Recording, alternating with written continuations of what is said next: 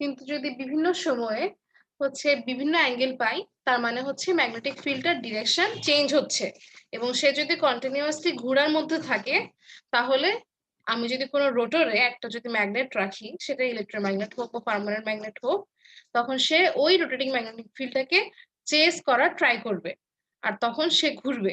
এটা আমি বলেছিলাম মোটরের বেসিক। এখন কি কেউ আমাকে এই সামারিটা বলতে, মানে কেউ কাউকে যদি আমি জিজ্ঞাসা করি, আচ্ছা বলো একটা মোটর কেমনে ঘুরে, কেন ঘুরে, কেউ কি বলতে পারবা 2 লাইনে? একটা বোনাস হিসেবে কাউন্ট হবে।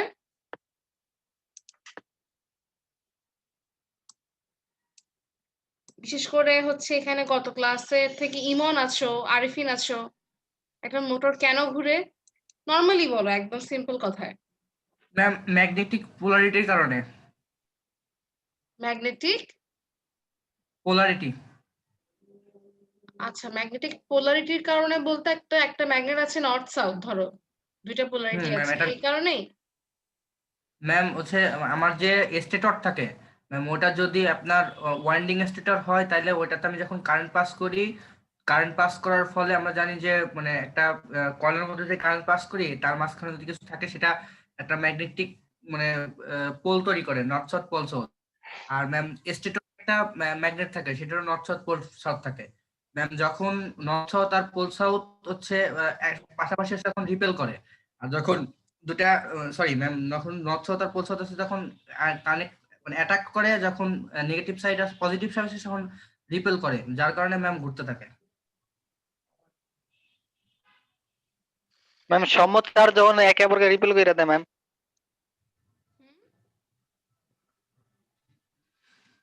আবার বলো।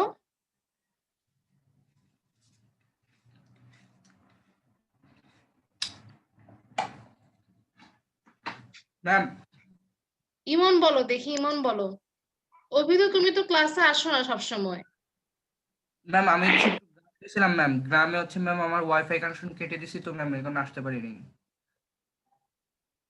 এখন কিভাবে আসছো? ম্যাম ঢাকায় আসছি, আবার ব্যাক করছি গতকালকে। তোমার প্রচুর অ্যাবসেন্ট অভি, প্রচুর অ্যাবসেন্ট। প্রতি উইকে এরকম সমস্যা হয়, একদিন ওয়াইফাই কেটে। যাই ম্যাম হোক, অ্যাকচুয়ালি তোমাদের আমি এক্সকিউজ মানে তোমাদের কাছে আমার থাকো। গ্রামে হচ্ছে ম্যাম, গ্রামে ইমন ম্যাম বলো হয় একটা মোটর কিভাবে ঘুরে, ইমন বলো কেন ম্যাম মোটর ঘুরে। হুম। মোটরের যে কয়েল, কয়েলে ম্যাম কারেন্ট পাস করলে ম্যাম সেখান থেকে ম্যাগনেটিক ফিল্ড তৈরি হয় ম্যাম। আর সেটা নর্থ সাউথ বলে থাকে অলওয়েজ। আর যে স্টেটরও একটা ম্যাগনেট থাকে, ম্যাগনেটটা নর্থ সাউথ বলে থাকে। আর আমরা জানি যে সম আধানটা যে উভয় যদি নর্থ সাউথ বলে থাকে, সেটাকে অপরকে রিপেল করে দেয়, যার কারণে ম্যামের মোটরটা ঘুরে।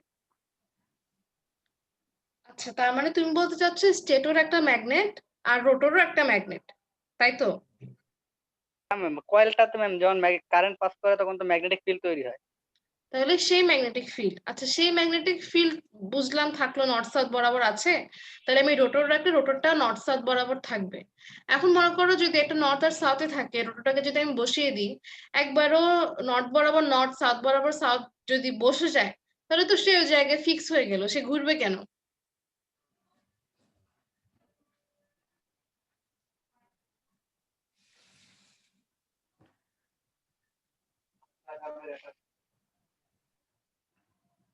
আমি বুঝাতে পারিনি। জি ম্যাম।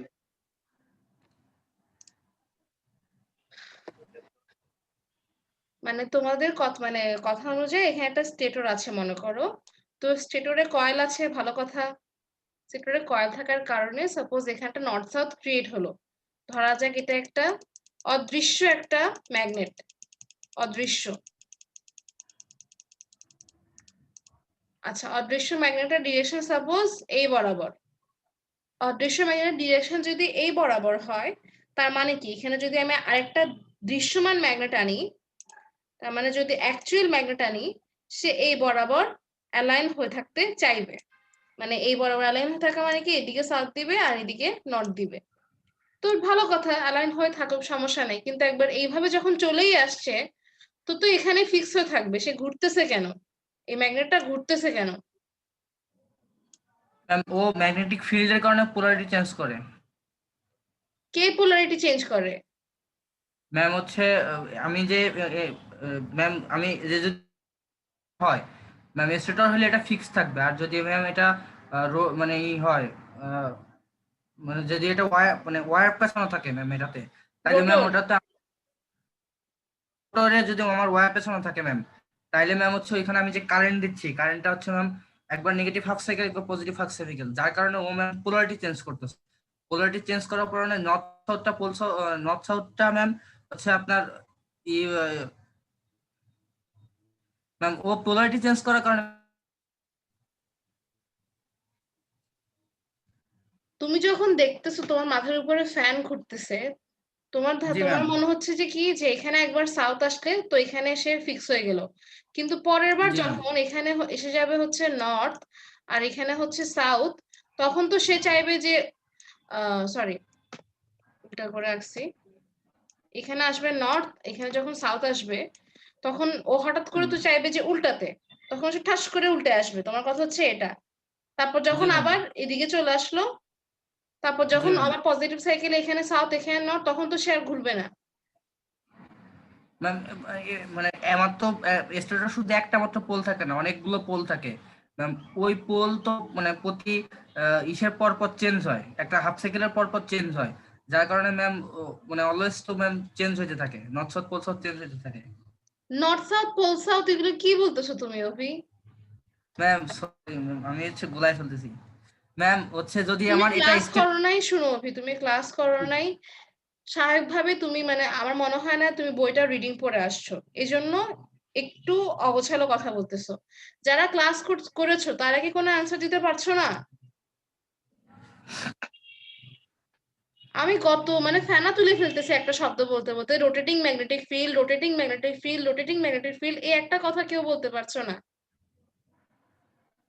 তোমরাই বলতেছো যে স্টেটর নিজে কোনো ম্যাগনেট না, স্টেটরের মধ্যে আমি কারেন্ট পাস করছি, এরকম করে করে তিনটা ফেজ দিয়ে কারেন্ট পাস করছি। এখন যদি তিনটা হয় তাহলে এবিসি ফেজ, ছয়টা হলে মানে কি এবিসি ফেজই আমি দুইবারে দুইবারে দিচ্ছি, দুইটাতে এ ফেজ দিচ্ছি, দুইটাতে বি ফেজ দিচ্ছি, দুইটাতে সি ফেজ দিচ্ছি।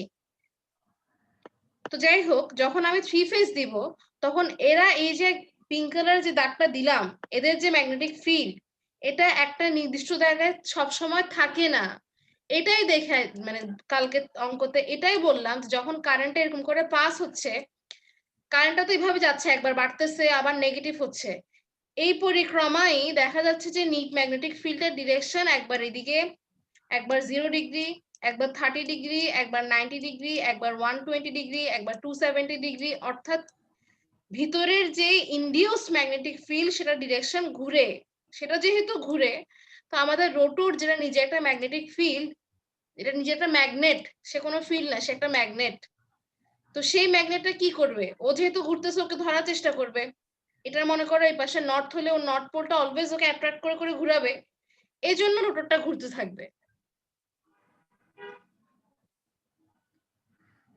যদি মানে স্টেটরে কয়েল পেঁচানো থাকে, স্টেটরে আমরা সুইচ দিয়ে ইলেকট্রিক সাপ্লাই দেই, তখন যে কারেন্টটা যায়, এদের কারেন্টের কারণে একটা রোটেটিং ম্যাগনেটিক ফিল্ড ক্রিয়েট হয়।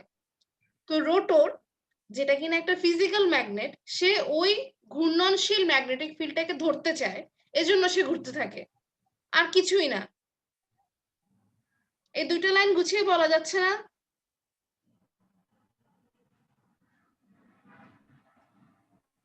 এই জিনিসটাতে আমি এত মনোযোগ দিচ্ছি কারণ তোমাদের এরপরে ইন্ডাকশন মোটর শুরু হবে, ইন্ডাকশন মোটরের শুরুতেই এটাই পড়বা তোমরা,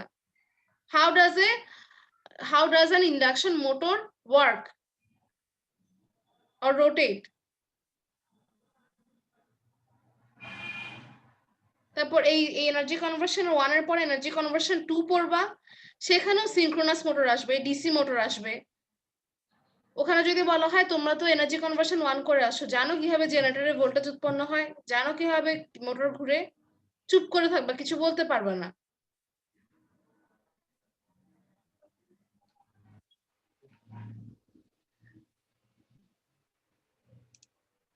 Can anybody now summarize how a motor rotates?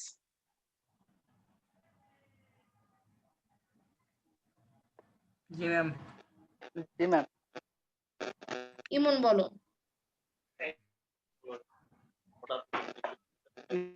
Magnetic ফিল্ডের কারণে, যেমন আমাদের রোটরটা ম্যাগনেটিক ফিল্ড ক্রিয়েট করে, আর এখানে একটা স্টেটর একটা ম্যাগনেট থাকে। আমি ম্যাগনেটটা স্টেটর যদি 6টা ম্যাগনেট প্রান্ত থাকে থাকে। না, স্টেটর ফিক্স থাকে, স্টেটর ঘুরে না। স্টেটর ফিক্স জায়গায় আমরা ইলেকট্রিক সাপ্লাই দিব। তুমি চিন্তা করো, দেখো ইলেকট্রিক সাপ্লাই যেখান থেকে আসে সেটা কি ঘুরে? সেটা তো ঘুরে না, সেটা তো ফিক্স, ওই না ম্যাম, জায়গায় ইলেকট্রিক কারেন্ট আসবে। কয়েল প্যাঁচাবো, কারেন্ট দিতে হবে যেটা, সেটা স্টেটরে দিব। যে স্ট্যাটিক থাকে, যে স্থির থাকে, তাকে আমরা ইলেকট্রিক সাপ্লাই দিলাম। রোটরটাকে ঘুরাবো। বলো, এবার বলো। রোটরের ম্যাগনেটিক ফিল্ড উৎপন্ন হয় ম্যাম। আচ্ছা, তারপর তারপর তারপর ম্যাম এই যে ম্যাগনেটের প্রত্যেকটা নর্থ পোলতে ইয়াতে ফিক্স থাকে। এই ফিক্স থাকার কারণে ম্যাম সবসময় ইয়াতে যায় যে ধরতে ইয়াটাকে, রোটর ম্যাগনেটিক ফিল্ডটাকে ধরতে যায়। ধরার কারণে ম্যাম, ধরতে চাওয়ার কারণে প্রত্যেকবার তার ইয়া চেঞ্জ হয়, অবস্থানের পরিবর্তন হয় ম্যাম, যার এবং কারণে সে ঘুরতে রোটরটা থাকে, তাই না? জি আচ্ছা, ও কাকে ধরতে চায়? রোটর তো একটা নিজে একটা ম্যাগনেট, সেই ম্যাগনেটটা কাকে, কোন ম্যাগনেটকে ফলো করতে চায়?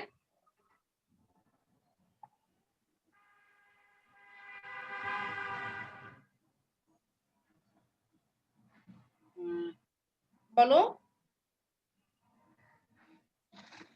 স্টেটরের ম্যাগনেটটাকে ম্যাম। হ্যাঁ, স্টেটরের ম্যাগনেটটা, কিন্তু স্টেটর কি ম্যাগনেট? স্টেটর তো ম্যাগনেট, স্টেটরে কারেন্ট যায়। আমরা জানি জি ম্যাম, কারেন্ট গেলে একটা ম্যাগনেটিক ফিল্ড ইনডিউস হয়, বাতাসের মধ্যে দেখা যায় না। সেই কিন্তু এটা জি ম্যাগনেটিক ম্যাম, ফিল্ড, তো সেটা যদি ম্যাগনেটিক ফিল্ড না হতো, তাহলে তুমি একটা তারের মধ্য দিয়ে কারেন্ট যাও, পাশে একটা চুম্বক রাখো, চুম্বকটা সরে কেন আসে? কারণ বাতাসের মধ্যে একটা ম্যাগনেটিক ফিল্ড ক্রিয়েট হয়, ওই ম্যাগনেটিক ফিল্ড বরাবর সে অ্যালাইন হতে চায়। তো এক্ষেত্রেও জি ম্যাম, স্টেটরে আমরা জাস্ট কারেন্ট দেই, স্টেটর কিন্তু ম্যাগনেট না। ঠিক আছে, স্টেটরে আমরা জাস্ট কয়েল প্যাঁচাই, কারেন্ট দিই। ওই কারেন্টের ম্যাম। কারণে একটা ম্যাগনেটিক ফিল্ড বাতাসের মাঝখানে যে ফাঁকা জায়গাটা, সেখানে ক্রিয়েট হয়। সেখানে যদি কোনো রোটর নাও থাকে, তাও সেখানে ম্যাগনেটিক ফিল্ড ক্রিয়েট হবে স্টেটরের কারেন্ট গুলোর কারণে। এবং যেহেতু কারেন্টটা 3 ফেজ, 3 ফেজ, এবং এটা সময়ের সাথে সাথে চেঞ্জ হচ্ছে, এজন্য ম্যাগনেটিক ফিল্ডের ডিরেকশনটাও চেঞ্জ হতে থাকতেছে। যদি রোটর নাও থাকে, ওখানে একটা ভিতরে একটা রোটেটিং ম্যাগনেটিক ফিল্ড ক্রিয়েট হবেই। পরে আমরা যখন রোটরটাকে ঘোরাতে চাইবো, ওই রোটরের ম্যাগনেটটা নিয়ে মাঝখানের ফাঁকা জায়গাটায় বসিয়ে দিব। সে অটোমেটিক্যালি ওই ম্যাগনেটিক ফিল্ডটাকে চেস করতে চাইবে এবং ঘুরতে থাকবে। ওকে? জি ম্যাম। আচ্ছা, তাহলে এটা হচ্ছে 3 ফেজ, 3 ফেজ সার্কিটের কারণে একটা রোটেশন কিভাবে ক্রিয়েট হলো সেটা। এখন যদি আমরা এর আগে কি আছে সেগুলো পড়ে ফেলি। মেইনলি কি পড়বো? জেনারেটর অ্যাকশন পড়বো। জেনারেটর অ্যাকশন, ঠিক আছে। মানে এখন আমরা পড়েছি কি, ইলেকট্রিক সাপ্লাই দিলে মোটর ঘুরে। এবার তার উল্টাটা করব। মানে সাপোজ আমাদের একটা স্টেটর আছে, সেখান থেকে 2টা তার বের হচ্ছে, আর এই পাশে একটা রোটর ঘুরছে। তো আমরা যখন এখান দিয়ে কারেন্ট ইনপুট দেই, তখন দেখি যে মোটরটা ঘুরে, মানে রোটরটা ঘুরে।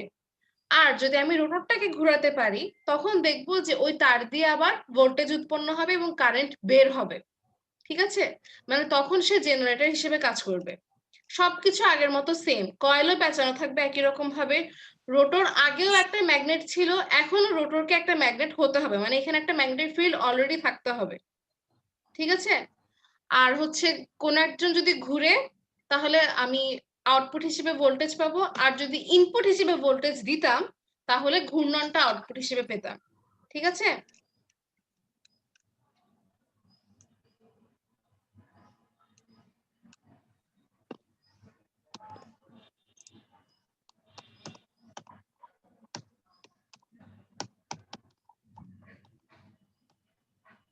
আচ্ছা, তাহলে তোমাদের ফার্স্টে এই টপিকটা পড়তে হবে, a simple loop in a uniform magnetic field।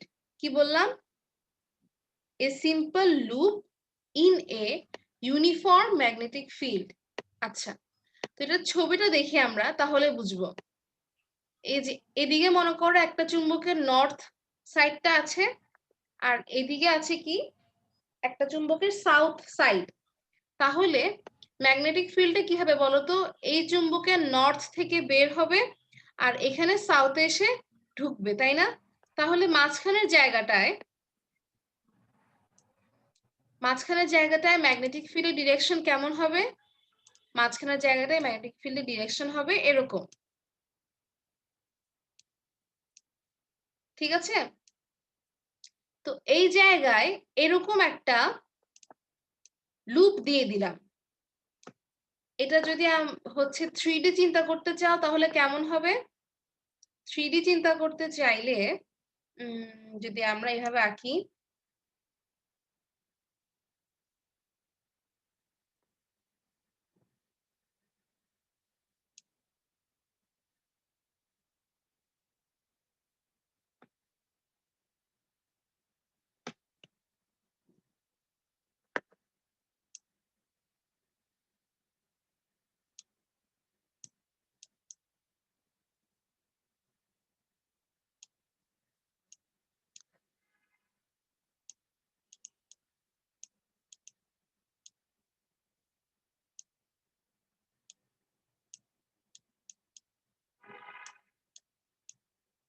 দেখা যাচ্ছে স্ক্রিন?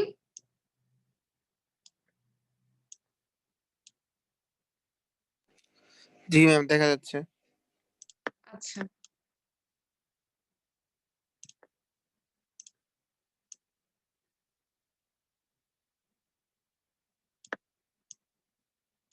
এরকম চিন্তা করতে পারো, এদিকে এটা নর্থ আছে, এদিকে এটা সাউথ আছে, তো এদের মাঝামাঝি জায়গাটায় খুব স্ট্রং ম্যাগনেটিক ফিল্ড আছে, যেটা হচ্ছে একেবারে সোজা বাম থেকে ডানে। সাপোজ এই যে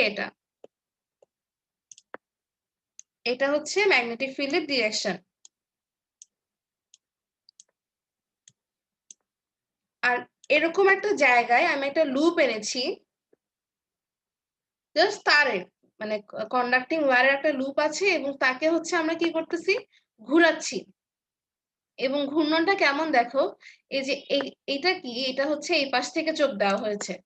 এই যে এখান দিয়ে কেউ একজন যদি তাকায় তাহলে দেখতে যেমন হবে, এই ছবিটা হচ্ছে এই যে এটা।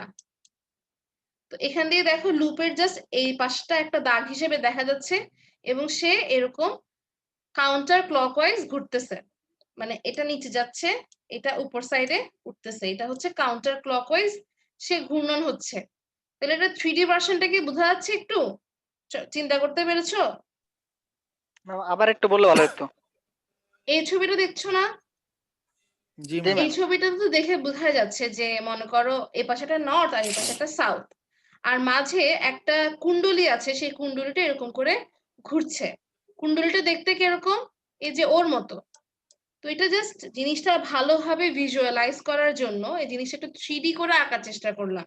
যে মনে করো এখানে একটা চুম্বক আছে নর্থ, এখানে হচ্ছে সাউথ, এই যে এই চুম্বকটা আর এই চুম্বকটা, আর মাঝামাঝি জায়গায় এভাবে কুণ্ডলীটা আছে এবং কুণ্ডলীটা ঘুরতেছে, ঠিক আছে? এই ছবিটা আসলে এটারই এই পাশ থেকে দেখা।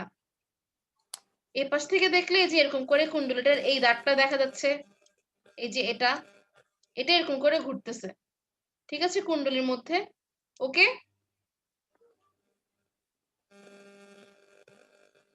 ঠিক আছে। জি ম্যাম। জি আচ্ছা, ম্যাম। তো এখন যদি আমাদের এই কুণ্ডলীটাতে আমরা দেখো রোটেশনও দিচ্ছি, অলরেডি একটা ম্যাগনেটিক ফিল্ড ও আছে, তাহলে কি হবে এখানে? তাহলে এই কুণ্ডলীর মধ্যে এই যে দুইটা প্রান্ত, এই দুই প্রান্তের মধ্যে একটা ভোল্টেজ ইনডিউস হবে। তো সেটাকে যদি আমরা কোনো একটা রোধের সাথে কানেক্ট করে দিতাম তাহলে সুন্দর মতো কারেন্টও পাস হতো, ঠিক আছে? কি বললাম দেখো, এখানে অলরেডি আগের থেকে ঘূর্ণন বিদ্যমান, প্লাস একটা ম্যাগনেটিক ফিল্ডের মধ্যে সে ঘুরতেছে। এই অবস্থায় আউটপুটটা কি হবে? আউটপুটটা এই দুই প্রান্তের মধ্যে একটা ভোল্টেজ ইনডিউস হবে, এবং এটা একটা ভোল্টেজ সোর্সের মতো কাজ করবে। এখানে যদি আমি একটা রেজিস্ট্যান্স কানেক্ট করতাম তাহলে ওই সোর্স থেকে এখানে কারেন্ট ফ্লো করতো, ঠিক আছে? তো কেন? কারণ এখানে দেখো তিনটা জিনিস লাগে, একটা ম্যাগনেটিক ফিল্ড লাগবে, একটা রোটেশন লাগবে, আর একটা ভোল্টেজ কারেন্টের ইনপুট আউটপুট লাগবে। যখন যে দুটো থাকবে বাকি আরেকটা জেনারেট হবে। এখানে কোন দুইটা আছে? রোটেশন আছে, ম্যাগনেটিক ফিল্ড আছে। তাহলে আউটপুটটা কি হবে? ভোল্টেজ। আর যদি আমি ইনপুটে ভোল্টেজ দিতাম, এখানে সোর্স দিতাম আর এই ম্যাগনেটের মধ্যে বসাই দিতাম, তাহলে আউটপুটটা কি হতো? রোটেশন। বুঝা গেছে? আচ্ছা, ম্যাম ইনপুটে ম্যাম ভোল্টেজ দিলে সেটা রোটেশন হিসেবে আউটপুট আসবে।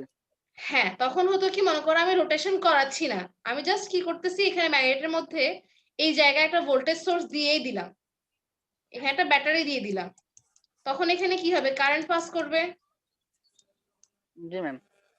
তখন যেটা হতো, কারেন্ট পাস করলে অটোমেটিক্যালি এটার মধ্যে এটা ঘোরা শুরু করতো। আউটপুটটা হতো রোটেশন, ইনপুটটা হচ্ছে কারেন্ট। ঠিক আছে? আর জি ম্যাম। যদি আমি কারেন্ট ইনপুট না দেই, ইনপুট হিসেবে দেই রোটেশন, মানে ওকে কোনোভাবে আর্টিফিশিয়ালি আমি ঘোরাচ্ছি, তখন দেখা যাবে, দেখবা যে ওর দুই পাশে একটা ভোল্টেজ জেনারেট হবে, মানে তখন ও কারেন্টটাকে এখান থেকে বের করতে পারবে, আউটপুটটা একটা কারেন্ট বা ভোল্টেজ দিবে। ঠিক আছে?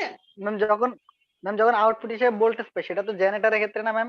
Exactly, very good. এই অ্যাকশনটা হচ্ছে জেনারেটর অ্যাকশন, আর যেটা আরেকটা সেটা হচ্ছে মোটর অ্যাকশন।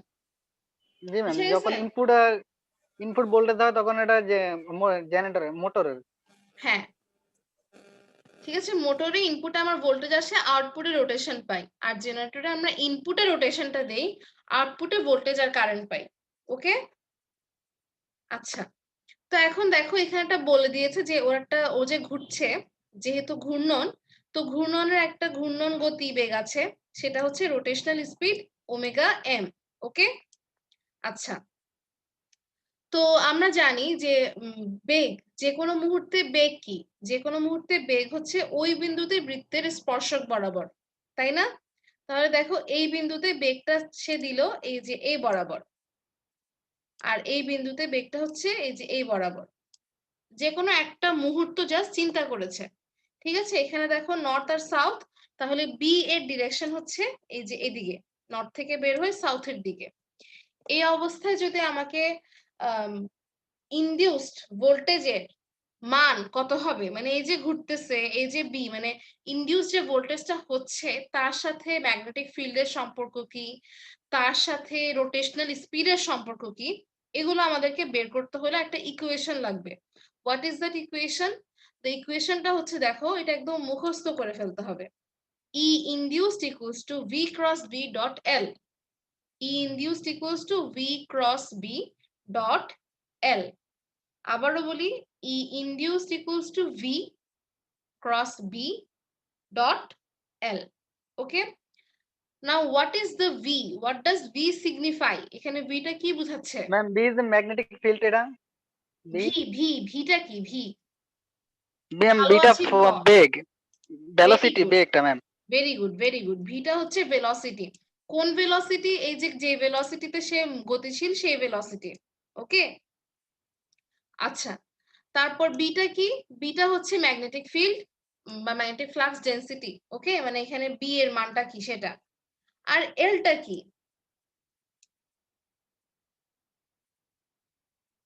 এলটা হচ্ছে, দেখো কখনো যদি মানে ধরো ভোল্টেজ যদি জেনারেট হতে হয়, তাহলে তো অ্যাটলিস্ট দুইটা প্রান্ত লাগবে, বলতে হবে যে এই প্রান্ত থেকে এই প্রান্তের ভোল্টেজ কত বেশি, কোন একটা লেন্থ তো লাগবে, একটা পয়েন্ট তো আর হবে না যে একটা পয়েন্ট আমার গতিশীল হচ্ছে ভি বেগে, এখানে একটা ভোল্টেজ জেনারেট হলো, পয়েন্টের মধ্যে তো ভোল্টেজ জেনারেট হতে পারবে না, একটা নির্দিষ্ট দৈর্ঘ্য লাগবে যে দৈর্ঘ্যের এই প্রান্ত থেকে ওই প্রান্তে একটা ভোল্টেজ জেনারেট হয়েছে।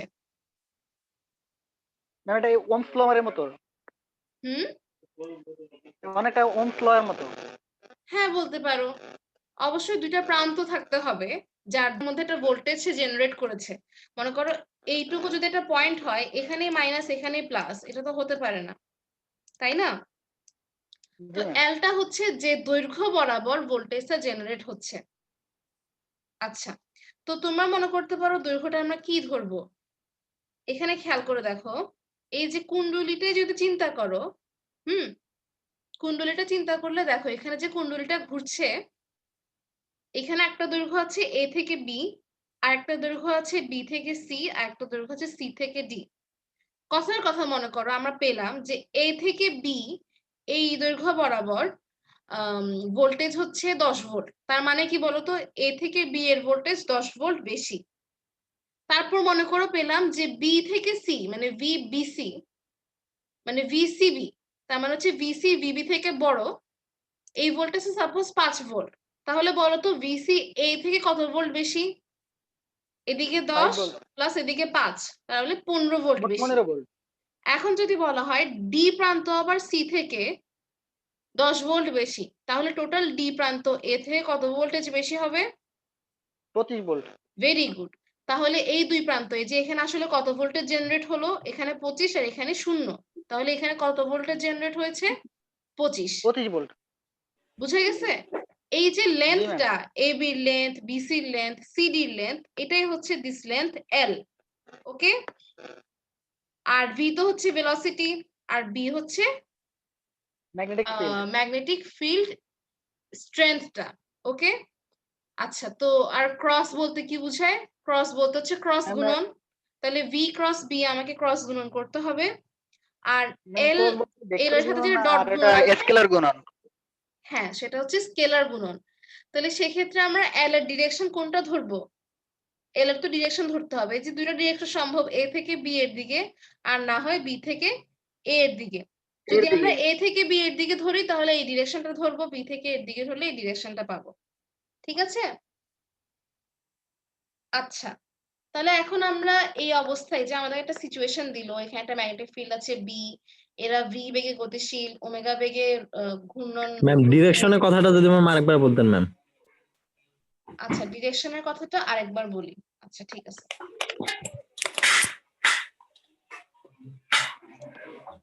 এখানে ফার্স্টে কি আছে? B ক্রস B না? V ক্রস B, V এর ডিরেকশন যা আছে থাকুক, আর B এর ডিরেকশন কি আছে এরকম। তো এরকম করে হচ্ছে V ক্রস B আমরা ক্রস গুণন কিভাবে করতাম? ওই যে ডান হাতের স্ক্রু নিয়মে এখান থেকে এখানে সরালে বুড়ো আঙ্গুল যেদিকে নির্দেশ করতো সেটা হতো এদের ক্রস গুণফলের দিক, তাই না? সেটা আমরা না হয় বের করতে পারলাম, ফাইন, এটা একটা দিক বের হবে এদের ক্রস গুণফল থেকে।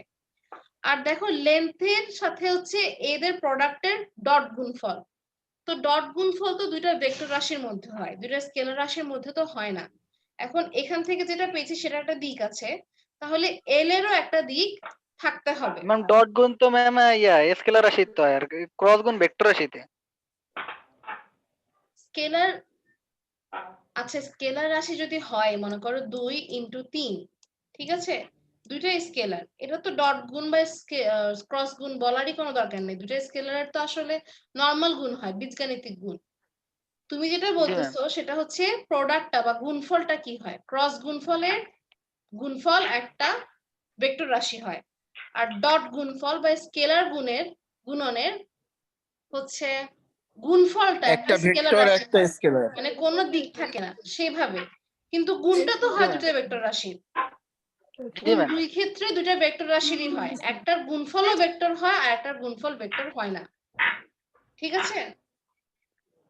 তো এখানে দেখো v ক্রস b যখন করলাম একটা ভেক্টর রাশি পাবো যার দিক আছে, আর l সেও একটা ভেক্টর রাশি যার দিক আছে, এদের দুইটার গুণ করলে তখন একটা স্কেলার রাশি পাওয়া যাবে যেটা হচ্ছে ভোল্টেজের জাস্ট মানটা। ওকে, জি ম্যাম। তো এখন জি ম্যাম। মনে জি করো ম্যাম। হচ্ছে v ক্রস b করে কথার ডিরেকশন পাওয়া গেল, আর l এর জায়গায় আমরা কি বসাবো? l এর জায়গায় মনে করো আমরা বসাবো হচ্ছে ধরো সাপোজ l a b, ঠিক আছে, তাহলে ডিরেকশন কি হবে? a থেকে b, এই ডিরেকশনটা চিন্তা করব। মানে মনে করো আমার v ক্রস b এর ডিরেকশন পাওয়া গেল, ধরো এটা হচ্ছে v ক্রস b, ঠিক আছে, তাহলে v ক্রস b এই ডিরেকশনটার সাথে যদি l কে ডট গুণন করি a থেকে b, তাহলে ধরো একটা মান আসে সাপোজ, এখানে তো আসলে ক্রস নেই, এটা তো জাস্ট ডট, তাহলে কি আসবে? এদের মধ্যবর্তী অ্যাঙ্গেল যদি থিটা হয় তাহলে v ক্রস b এর যে মানটা সাপোজ vb সামথিং, ধরো মাঝখানে সাইন 0 ছিল বা সাইন 90 ছিল 1, আর ইনটু l ab, শেষ।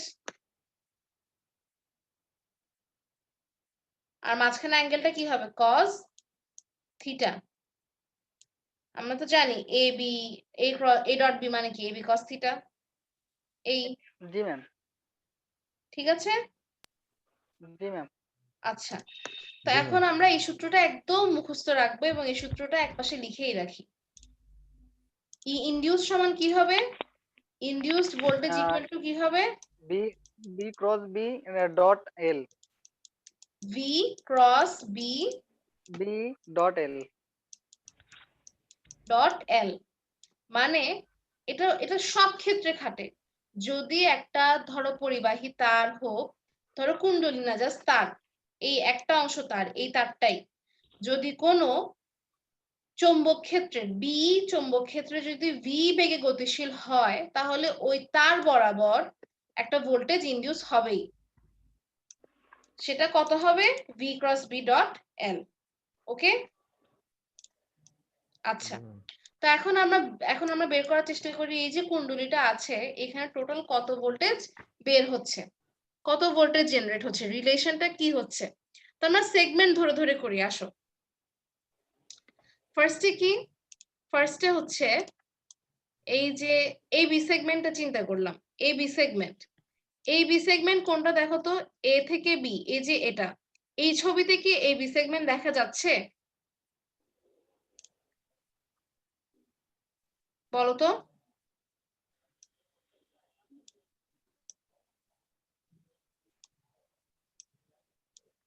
এই ছবিতে কিন্তু এই বি সেগমেন্ট দেখা যাচ্ছে না, এই ছবিতে দেখা যাচ্ছে এই অংশটা। তোমাদের বোঝার জন্য আমি এটা এঁকে দিলাম। ধরো এই যে এখানে ছিল এ, এখানে আসছে বি, এখানে গেল সি, এখান থেকে ডি, এই যে ডি, সরি, বোঝা যাচ্ছে? জি ম্যাম, বুঝতে পারছি। আচ্ছা, তো এখন এই যে এই পিছে যেটা, মানে সরি, যদি এভাবে চিন্তা করতে হয়, যদি আমি জাস্ট এই বি কে যে ছবিটা দেওয়া আছে সেভাবে চিন্তা করি, তাহলে কিভাবে দেখাতে পারি তো বলো তো? এ বি ডিরেকশন আসলে কোন দিকে? এ বি যদি এখানে এ হয়, এখানে যদি বি হয়, তাহলে এ বি আসলে তোমার দিকে আসতেছে না? তাহলে এখানে জি আমি ম্যাম। দেখাতে পারি ডট দিয়ে, আর সি থেকে যে ডি চলে যাচ্ছে দূরে, এটাকে দেখাতে পারি ক্রস দিয়ে। ঠিক জি। আছে? জি ম্যাম। আচ্ছা, যাই হোক, এখন আমরা এই বি সেগমেন্টের জন্য ফার্স্টে কি ভি, ভি আর ক্রস বি। আচ্ছা, তো এখন ভি কোন দিকে বলো তো? ভি হচ্ছে এই যে দেখো এই বির জন্য ভিটা এই দিকে, এভাবে, ঠিক আছে? এই যে দেখো স্পর্শক বরাবর এভাবে। আর বিটা কোন দিকে? বিটা হচ্ছে বাম থেকে ডানে। তাহলে ভি ক্রস বি করো তো, ভি ক্রস বি করো।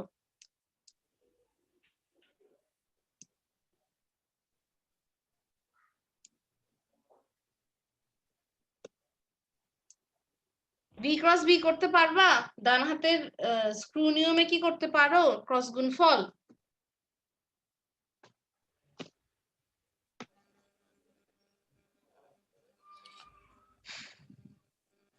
না ম্যাম, এটা পারি না। A dot A cross B কি করতে পারো না? মানে ক্রস গুণফল কি ডান হাতের নিয়মে কখনো করো না? এটা তো ইন্টারেই করার কথা।